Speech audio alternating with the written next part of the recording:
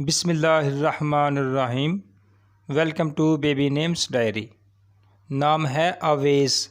अवेज़ नाम के इंग्लिश में स्पेलिंग है AWAIZ।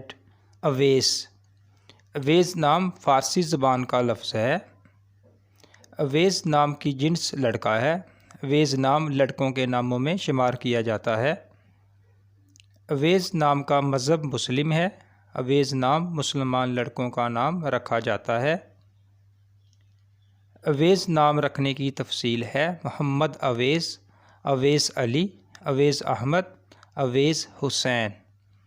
अवेज़ नाम का उर्दू में मतलब है चाहत, प्यार, मोहब्बत, उनस। और अवेज़ नाम का इंग्लिश में मतलब है लव, अफेक्शन। अगर आपको हमारी वीडियो पसंद आई है तो प्लीज़ हमारे चैनल को सब्सक्राइब कर दें और साथ में दिए गए बेल आइकन को भी प्रेस कर दें ताकि हर नई आने वाली वीडियो का नोटिफिकेशन आप तक बर वक्त पहुँच सके। वीडियो को लाइक और शेयर कर दें। शुक्रिया।